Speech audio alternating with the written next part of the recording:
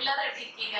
இன்னைக்கு நம்மளோட சேனல்ல ஒரு டேஸ்டியான பட்டாணி குருமா எப்படி பண்றதுன்னு பார்க்கலாம். ஸோ இது வந்து நீங்க ஆப்பம் இடியாப்பம் கூடயும் சாப்பிடலாம், ரொம்ப டேஸ்டா இருக்கும். அப்படி இல்லைன்னா பூரி ரொட்டி சப்பாத்தி எல்லாரும் கூடயும் சாப்பிடலாம், அதுவும் ரொம்ப டேஸ்டா இருக்கும். நீங்க ஒர்க் பண்றவங்களா இருந்தா மார்னிங் செஞ்சு லஞ்சுக்கும் சைட் டிஷ்ஷா எடுத்துட்டு போகலாம், ரொம்ப டேஸ்டா இருக்கும். ஸோ எப்படி பண்றதுன்னு பார்க்கலாம். இந்த டேஸ்டியான பட்டாணி குருமா எப்படி பண்றதுன்னு பார்க்கறதுக்கு முன்னாடி என்னோட சேனல் நீங்க இதுல சப்ஸ்கிரைப் பண்ணலன்னா மறக்காம சப்ஸ்கிரைப் பண்ணிக்கோங்க. கூடவே பக்கத்துல இருக்க பெல் ஐக்கனை கிளிக் பண்ணிக்கோங்க. அப்பதான் புது வீடியோஸ் எல்லாம் மிஸ் பண்ணாம பார்க்க முடியும். இப்போ வாங்க பட்டாணி குருமா பண்றதுக்கு தேவையான பொருட்கள் என்னன்னு பார்த்துடலாம். ஒரு கப் பச்சை பட்டாணியை நல்லா வாஷ் பண்ணிட்டு தண்ணியில் 12 hours ஊற வச்சு எடுத்து வச்சுருப்பேன். நீங்கள் வந்து முந்தின நாள் நைட்டே ஊற வச்சிங்கன்னா சரியாக இருக்கும். ஒரு மீடியம் சைஸ் பெரிய வெங்காயம் தோல் உரிச்சிட்டு நீல வாக்கில் இந்த மாதிரி கட் பண்ணி எடுத்து வச்சுருப்பேன். கூடவே ஒரு பச்சை மிளகாயும் கட் பண்ணி எடுத்து வச்சுருப்பேன். ஒரு மீடியம் சைஸ் தக்காளி பொடி பொடியாக கட் பண்ணி எடுத்து வச்சுருப்பேன். 1 டீஸ்பூன் இஞ்சி பூண்டு பேஸ்ட், 2 டேபிள் ஸ்பூன் தேங்காய் எண்ணெய், தாளிக்கிறதுக்காக 1/2 டீஸ்பூன் கடுகு, 1/2 டீஸ்பூன் சீரகம், கொஞ்சமாக கருவேப்பிலை எடுத்து வச்சுப்பேன். 1 டீஸ்பூன் மிளகாய்த்தூள், 1 டீஸ்பூன் மல்லித்தூள், 1/2 teaspoon garam masala, 1/2 teaspoon பெருஞ்சீரகத்தூள், 1/4 teaspoon மஞ்சள் தூள், அப்புறமா தேவையான அளவு உப்பு. இது எப்படி பண்ணுறதுன்னு பார்க்கலாம். ஃபர்ஸ்ட் நாம பச்சை பட்டாணியை வேக வச்சிடலாம். அதுக்கு ஒரு ப்ரெஷர் குக்கர் எடுத்துக்கோங்க. அதில் நம்ம வச்சுருந்த பச்சை பட்டாணியை சேர்த்துடலாம். இப்போ இதுக்கு கூட தேவையான அளவு தண்ணியை சேர்த்துடலாம். தண்ணி வந்து கடலை மூழ்கிற அளவு இருந்தால் போதும், சரியாக இருக்கும். இதுக்கு கூட கடலைக்கு தேவையான அளவு கொஞ்சமாக உப்பு சேர்த்துடலாம். நம்ம ப்ரெஷர் குக்கரை மூடி கடலை நல்லா வேகிற அளவுக்கு வேக வச்சுக்கலாம். இப்போ பார்த்தீங்கன்னா குக்கரில் ப்ரெஷர் ரிலீஸ் ஆயிடுச்சு. ஓப்பன் பண்ணி பார்க்கலாம். நம்மளோட கடலை வந்து நல்லா வெந்துருச்சு, உங்களுக்கு பார்த்தாலே தெரியும். இது வந்து ஹை ஃப்ளேமில் வச்சு நான் 4 விசிலுக்கு வேக வச்சுருந்தேன். இப்போ கடலை நல்லா வெந்திருக்கு. இன்னும் நம்ம கிரேவி பண்ண ஸ்டார்ட் பண்ணிடலாம். கிரேவி பண்ணுறதுக்கு ஒரு பேனை ஹீட் பண்ணிக்கோங்க. பேன் நல்லா ஹீட் ஆனதும் அதில் நம்ம வச்சுருந்து தேங்காய் எண்ணெய் ஆட் பண்ணிடலாம். எண்ணெய் சூடாயிடுச்சு, கடுகு ஆட் பண்ணிடலாம். கடுகு பொரிய ஆரம்பிச்சதும் ஜீரகம் ஆட் பண்ணிடலாம். இதுக்கு கூடவே கருவேப்பிலை ஆட் பண்ணிடலாம். இப்போ நம்ம நறுக்கி வச்சிருந்த வெங்காயம் பச்சை மிளகாய் ஆட் பண்ணிடலாம். இப்போ கூடவே கொஞ்சமாக உப்பு சேர்த்துக்கலாம்.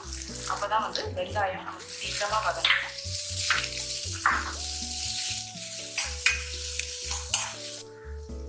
இப்போ உங்களுக்கு பார்த்தாலே தெரியும் வெங்காயம் நல்லா வதங்கிடுச்சு, டிரான்ஸ்பேரண்ட் ஆயிடுச்சு. இதுக்கு கூடவே இஞ்சி பூண்டு பேஸ்ட் ஆட் பண்ணிடலாம். இஞ்சி பூண்டு பேஸ்டோட பச்சை வாசனை மாறுறது வரைக்கும் நல்லா வதக்கி விட்டுக்கோங்க.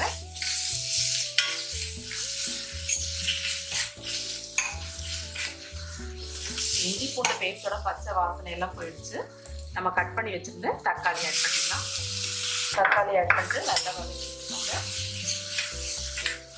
தக்காளி நல்லா வேகிறதுக்காக கொஞ்சமாக க்ளோஸ் பண்ணி வச்சு வேக விடலாம். க்ளோஸ் பண்ணி வேக விட்டால் தக்காளி சீக்கிரமாக வெந்துடும். பார்த்தீங்கன்னா தக்காளி நல்லா வெந்துருச்சு. நம்ம பவுடர்ஸ் எல்லாம் ஆட் பண்ணிடலாம். சிம்மில் வச்சுட்டு ஆட் பண்ணிக்கோங்க, இல்லைன்னா கருகி போக சான்ஸ் இருக்குது. மிளகாய்த்தூள், மல்லித்தூள், மஞ்சள் தூள், பெருஞ்சீரகத்தூள், கரம் மசாலா எல்லாம் ஆட் பண்ணி மிக்ஸ் பண்ணி விட்டுடலாம். இந்த பவுடர்ஸோட பச்சை வாசனை போகிற வரைக்கும் மிக்ஸ் பண்ணி விட்டுக்கோங்க. ஸ்டவ் வந்து சிம்லேயே இருக்கட்டும். பவுடர்ஸோட பச்சை வாசனை எல்லாமே போயிடுச்சு. வேக வச்சிருந்த பட்டாணி கடலை ஆட் பண்ணிடலாம். பட்டாணி கடலை ஆட் பண்ணிட்டு நல்லா மிக்ஸ் பண்ணி விட்டுடலாம். எப்பவுமே நீங்கள் வந்து வேக வச்ச கடலையெல்லாம் ஆட் பண்ணும்போது அந்த வேக வைக்கும் போது ஆட் பண்ணிப்போம்ல, அந்த தண்ணியோட சேர்த்து ஆட் பண்ணிக்கோங்க. அந்த தண்ணியை வீணாக்கிடாதீங்க. தண்ணியில் வந்து நிறைய சத்துக்கள் இருக்கு. இப்போ இதுக்கு கூடவே கொஞ்சமாக தேவையான அளவு தண்ணி சேர்த்துக்கலாம். இதுக்கு கூட தேவையான அளவு உப்பு சேர்த்துக்கலாம். உப்பு சேர்த்துட்டு நல்லா மிக்ஸ் பண்ணி விட்டுக்கோங்க. இதை சிம்மில் போட்டு ஒரு 5 minutes க்ளோஸ் பண்ணி வச்சு வேக விடலாம். கொஞ்ச நேரம் வேக விட்டாதான் நம்மளோட குருமா வந்து இன்னும் கொஞ்சம் கெட்டியாகி கிடைக்கும். இப்போ ஒரு 5 minutesக்கு அப்புறமா ஓப்பன் பண்ணி பார்க்கலாம். ஓப்பன் பண்ணும்போதே செம்ம வாசனை வருதுங்க. நம்ம சேர்த்த கரம் மசாலா அப்புறமா அந்த சோம்பு தூள் எல்லாமே வந்து நல்ல வாசனை கொடுத்துருக்கு குருமாவுக்கு.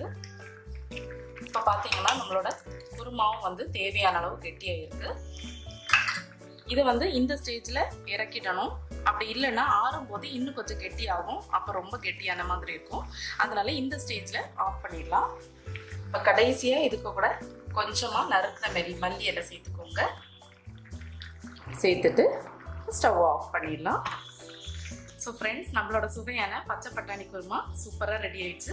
இதை நீங்கள் ஆப்பம் இடியாப்பம் கூட சாப்பிடலாம், இல்லைனா பூரி சப்பாத்தி கூட சாப்பிடலாம். ஸோ கண்டிப்பாக நீங்கள் எல்லோரும் ட்ரை பண்ணி பாருங்கள். ட்ரை பண்ணி பார்த்துட்டு எப்படி இருந்துச்சுன்னு உங்களோட கமெண்ட்ஸை ஷேர் பண்ணுங்கள்.